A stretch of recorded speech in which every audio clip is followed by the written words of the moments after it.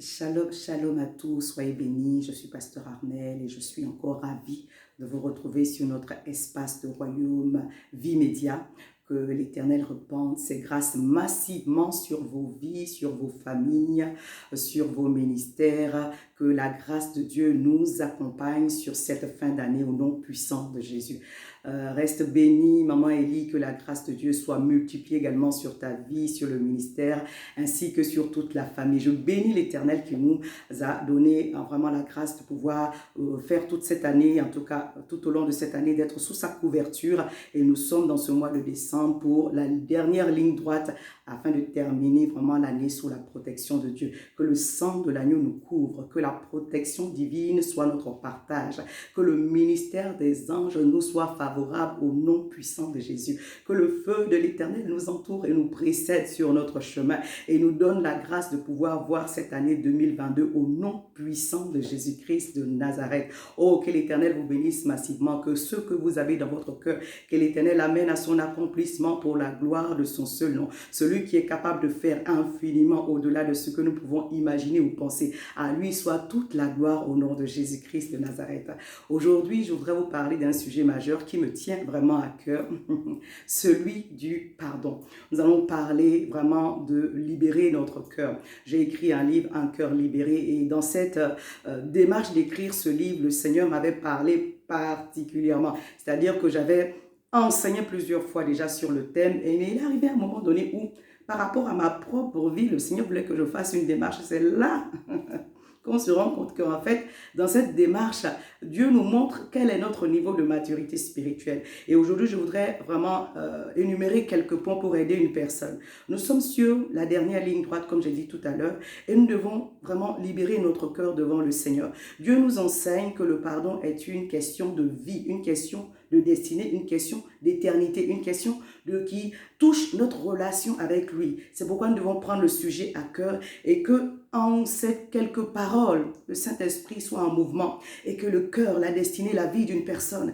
la famille d'une personne soit libérée au nom de Jésus. Que le jour que l'ennemi voulait envoyer sur ta vie soit brisé en ce jour, en cette saison, en cette période de fin d'année, au nom puissant de Jésus. Il y a des sujets pour lesquels nous devons prier, jeûner, et pour la plupart de tous les sujets, en fait, il faut prier et jeûner, mais il y a d'autres choses à faire pour certains sujets. En ce qui concerne les situations de vie qui peuvent nous empêcher, en fait, bloquer notre cœur, nous devons comprendre que le pardon est la première démarche à faire avant de commencer à prier et jeûner. Il y a des situations de blocage que l'on peut vivre qui ne sont pas dues à des malédictions ancestrales ou familiales, juste qu'il y a eu une situation de non-pardon. Et c'est de toutes ces choses-là que je veux parler. On va lire notre premier texte de base dans le livre de Hébreux 12. C'est un texte que j'aime beaucoup, à partir du verset 14. Hébreux 12, le verset 14 nous dit « Recherchez la paix avec tous et la sanctification, sans laquelle nul ne verra le Seigneur. » Recherchez, en d'autres termes, ayez une démarche, alléluia, de faire en sorte que vous soyez un artisan de paix. Recherchez la paix avec tous, qui que ce soit, que ce soit à l'église, dans votre famille, sur le lieu de travail. La Bible dit, recherchez la paix avec tous, soyez des artisans de paix. Faites votre effort, efforcez-vous, recherchez, pas seulement chercher, recherchez, il y a un effort derrière. La paix avec tous et la sanctification, sans laquelle nul ne verra le Seigneur. Le Seigneur met là notre bonne relation avec les différentes personnes qui nous entourent et notre sanctification sur le même pied d'égalité, comment je vais dire ça, sur la même base. Et ce sont les conditions qui vont nous permettre un jour de voir Dieu. C'est-à-dire que notre éternité, pour me faire un peu plus clair, est liée au fait que nous soyons en paix avec les gens qui sont autour de nous et que nous puissions marcher dans la sanctification. Les deux vont ensemble. Et conjonction de coordination. Rechercher la paix avec tous et la sanctification. C'est-à-dire que la sanctification ne va pas aller sans la paix avec tous. Quelqu'un m'entend? Oh, je veux dire à une personne, quelles que soient les situations de vie que vous avez pu avoir, bien aimé, David, Mardoché, Joseph et bien d'autres qui nous ont dévancés, n'ont pas eu un environnement forcément favorable, mais ils ne sont pas restés haineux, ils ne sont pas restés aigris, ils ne sont pas restés dans l'amertume. Si Dieu nous recommande de rechercher la paix avec tous, bien et toi et moi, nous pouvons rechercher la paix avec tous. Parce que notre relation avec Dieu en dépend. Alléluia. Des fois, comme je disais tout à l'heure, notre ciel est des reins. Personne ne t'a maudit. Il n'y a pas un sorcier au village qui te poursuit. Seulement ton cœur est fermé. Ton cœur est fermé parce qu'on t'a fait du mal. Et tu es resté bloqué sur ces choses-là. Aujourd'hui, le Seigneur te dit, il y a une démarche à faire. Pour que lui, il te guérisse. Alléluia. La Bible nous dit que lorsque la guérison vient, oh bien-aimé, la restauration s'ensuit. La lumière de l'Éternel va poindre comme l'aurore. La grâce de Dieu va se manifester. Mais pour recevoir la guérison de la part de l'Éternel, il faut d'abord accepter de pardonner. Pardonner, c'est quoi? C'est laisser tomber. C'est-à-dire que quelqu'un vous a fait du tort. Et vous faites le sacrifice de laisser tomber, ne pas faire payer la personne. Est-ce que quelqu'un m'entend? Bien aimé, quand Dieu est venu à nous, nous avions péché. Et il nous a établi un plan de miséricorde. Pas parce qu'il était en tort. Alléluia.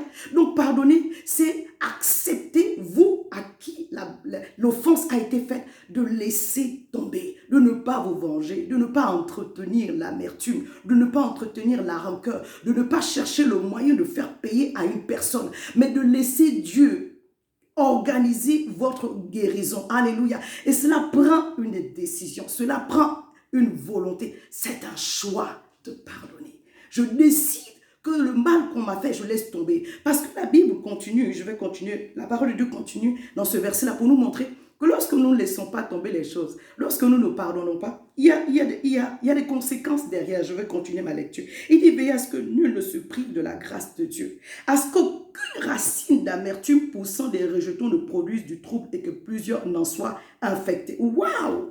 Veille sur ton cœur. Car de là viennent les sources de la vie. Veille sur ton cœur. Veille à ce que personne ne se prive de la grâce de Dieu. La grâce de Dieu, c'est la faveur imméritée de Dieu. J'ai beau travailler, j'ai beau me battre. Si Dieu n'ouvre pas la porte, mon travail est en vain.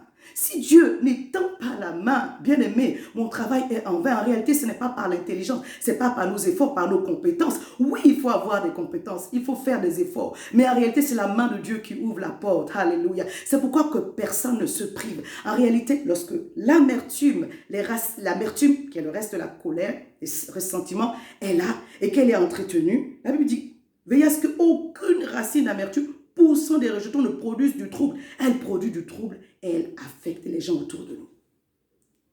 Lorsque notre cœur est rempli de ces sentiments, quel que soit le projet que Dieu a mis en nous, bien aimé, ce projet devient, il meurt, il est avorté. Et tout ce qui peut sortir de nous sera pas en bénédiction aux personnes. C'est-à-dire que Dieu peut déposer de bonnes choses en nous, mais à cause de ce que notre cœur est rempli d'amertume, de ressentiment, de colère, ces choses-là détruisent les projets. Je veux prier pour une personne, que les grâces de Dieu en toi ne soient plus avortées au nom puissant de Jésus. Alors prends la décision de pardonner. En réalité, lorsque vous pardonnez, vous vous libérez vous-même. Le pardon est une grâce et une puissance qui libère. Le pardon est une grâce et une puissance qui libère. Ça prend une décision. Je décide, je choisis de pardonner. Quel que soit le mal qu'on m'a fait, le degré, la hauteur du mal qu'on m'a fait, je choisis de pardonner. Pierre pouvait dire à Jésus, mais Seigneur, combien de fois pardonnerai-je? Et le Seigneur lui a répondu, 70 fois 7 fois. En d'autres termes, arrête de compter. Même si c'est la même personne qui vous fait le tort à répétition, bien aimé. La Bible dit 70 fois, 7 fois. En d'autres termes, arrête de compter. N'attends pas les gens au tournant. Prends la décision de pardonner. Oh, comme j'aime à le dire, bien aimé, si vous m'avez entendu prêcher là-dessus, la Bible, il n'y a pas un verset en fait dans la parole de Dieu qui dit attends d'abord qu'on vienne se mettre à genoux devant toi et qu'on te dise, oh, je reconnais, pardon. Ça peut arriver. Et moi, je reconnais, quand quelqu'un vient s'excuser auprès de vous, c'est pas que ça vous flatte, mais ça vous aide. On se parle. Ça vous aide dans la démarche. Mais même si personne ne venait vous demander pardon, pour votre propre vie, pour votre destinée, pour votre avancée, acceptez de pardonner. Parce que derrière, c'est Dieu qui va vous guérir. Je parle à quelqu'un. La personne qui vous a blessé n'a pas la capacité, elle n'a pas le pouvoir, elle n'a pas le don, elle n'a pas ce pouvoir-là de vous guérir. Ne rendez pas les gens responsables de votre guérison, ils n'en sont pas juste capables. Même s'ils avaient toute la volonté de venir s'excuser et tout, c'est Dieu qui est l'auteur de votre guérison. C'est pourquoi faites la démarche auprès de Dieu. À partir du moment où vous laissez tomber, bien aimé, c'est un sacrifice. Le pardon, c'est le fruit de la maturité spirituelle. Ah, on m'a blessé. À cause de ça, tu ne dors pas. Ça fait des années. ça fait 2 semaines, ça fait des mois. Mais le diable ouvre la porte pour pouvoir envoyer le trouble, te rendre malade, te donner l'estomac, te donner toutes sortes de problèmes cardiaques, de problèmes, de tensions parce que quelqu'un t'a blessé. Mais la personne qui t'a blessé est en train de vivre sa vie et elle est en train d'avancer alors que toi, ta vie est bloquée. En réalité, ton ciel devient des reins. Alléluia, je veux parler à quelqu'un. Ton ciel devient des reins. La Bible nous enseignait, quand le Seigneur nous a montré la prière dans Matthieu 6, il dit, pardonne-nous nos offenses comme nous pardonnons aussi à ceux qui nous ont offensés. En d'autres termes, que je reçoive de ta part la grâce du pardon comme je l'adore, comme je la sais.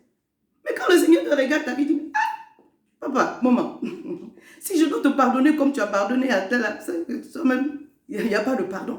Quelqu'un m'entend.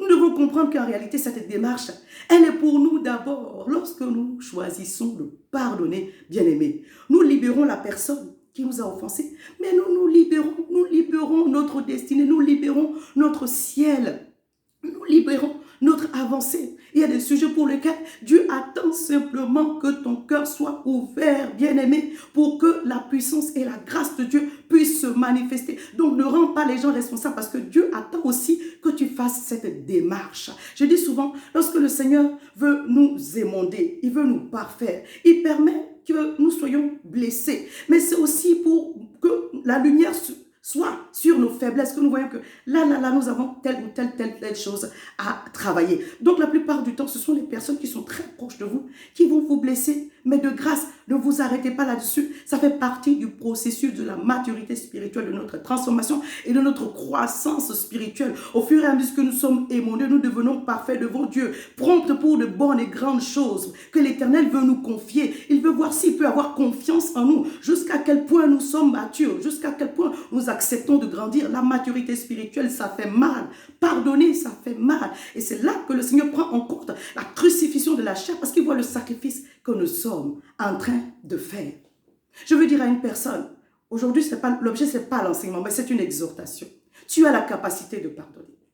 La Bible nous dit dans Jean 20, à partir du verset 20, avant que Jésus ne s'en aille, qu'il monte au ciel, il a soufflé sur ses disciples pour qu'ils reçoivent le Saint-Esprit. Et il leur a dit, recevez le Saint-Esprit en soufflant sur eux. Ceux à qui vous allez pardonner, leurs péchés seront pardonnés. Ceux à qui vous allez retenir leurs péchés seront retenus aussi. Ça ne veut pas dire que le Seigneur nous enseigne la démarche de retenir les fautes des personnes.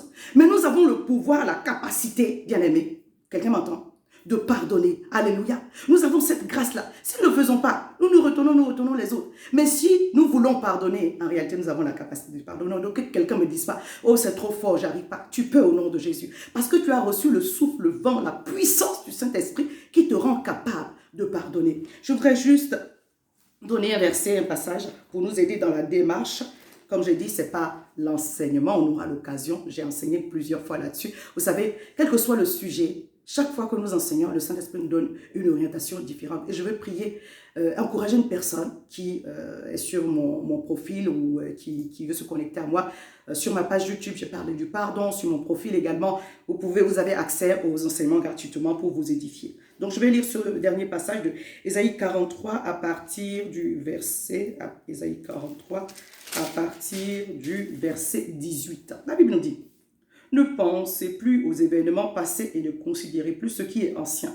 Voici, je vais faire une chose nouvelle sur le point d'arriver. Ne la connaîtrez-vous pas? Je mettrai un chemin dans le désert et des fleuves dans la solitude. Comment expérimenter la puissance de la résurrection divine alors que nous sommes en train de ressasser les choses du passé, les blessures du passé? Le Seigneur dit à une personne aujourd'hui, tu as la capacité, tu as le pouvoir de ne plus entretenir le mal qu'on t'a fait, les paroles blessantes que tu as reçues, les actions que les gens, les médisances, les trahisons. Dieu dit, la parole de Dieu nous déclare, ne pense plus à cela. Alléluia. Mais regarde de l'avant. Ne pense plus à cela. Ne médite pas là-dessus. Tu ne peux pas être en train de méditer sur le mal qu'on t'a fait et recevoir les grâces de Dieu. Il dit, prends la décision de regarder de l'avant. Ne plus penser à ce qui est passé. Voici, maintenant, je veux une porte pour toi. Je vais faire quelque chose de nouveau sur le point d'arriver. L'Éternel mettra un chemin dans le désert et des fleuves dans la solitude. Lorsque vous prenez la décision de pardonner, alors le Saint-Esprit a la main pour opérer la guérison. Je parle à une personne.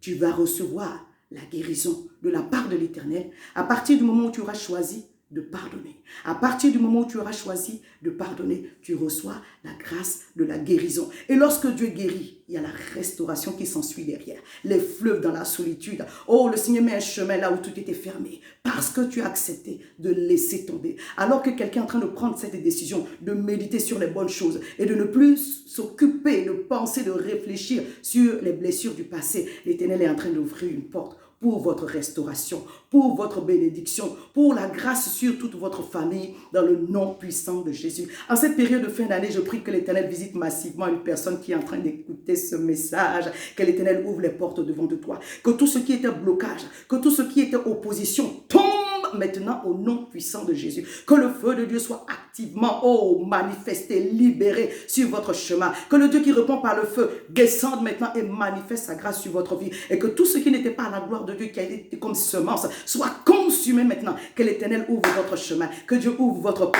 Que les opportunités de grâce, de bénédiction, de faveur vous soient manifestées. Que les hommes providentiels sur votre chemin, les femmes providentielles se manifestent maintenant, arrivent maintenant au nom de Jésus. Que la force qui vous manquait, vous soit accordée maintenant un renouvellement de force spirituelle, mentale, physique, à tout niveau, à tous égards, au nom puissant de Jésus. Que votre cœur soit dans l'état dans lequel l'Éternel pourra apporter la bénédiction et la grâce. Alléluia. Prospère à tous égards, comme prospère l'état de ton âme. Voici ce que je voulais apporter à une personne comme encouragement en cette fin d'année. Prends la décision de pardonner. N'attends pas que quelqu'un vienne vers toi. Toi-même, va vers cette personne-là. Par un SMS, par un message. Si la personne n'existe plus, fais la démarche devant le Seigneur. Dis à l'Éternel, cette situation m'est difficile, mais aujourd'hui, je prends la décision de laisser tomber. Alors guéris-moi. Je ne m'attends pas à un homme, mais je m'attends à toi. Guéris-moi, libère-moi. Et alors, la restauration viendra de façon glorieuse au nom puissant de Jésus-Christ de Nazareth. Oh, que la grâce de Dieu soit manifestée. Quelqu'un va lire pour lui Jérémie 33, le verset 6. La Bible nous dit que la guérison viendra. Alléluia. Je vais juste vous donner ce passage aussi pour que on soit... Jérémie 33, le verset 10 nous dit, « Voici, je lui donnerai la guérison et la santé. Je les guérirai et je leur ouvrirai une source abondante de paix et de fidélité. » Que cela soit votre partage en cette saison. Une excellente fin d'année 2021. Que Dieu vous précède en 2022. Que l'ange de l'Éternel vous précède. Que les portes soient ouvertes pour vous. Que la gloire de l'Éternel vous accompagne. Au nom puissant de Jésus-Christ de Nazareth. Shalom chez vous. Je vous aime de l'amour du Seigneur. Meilleurs vœux pour l'année 2022. Je vous embrasse bien fort. Shalom, shalom, shalom.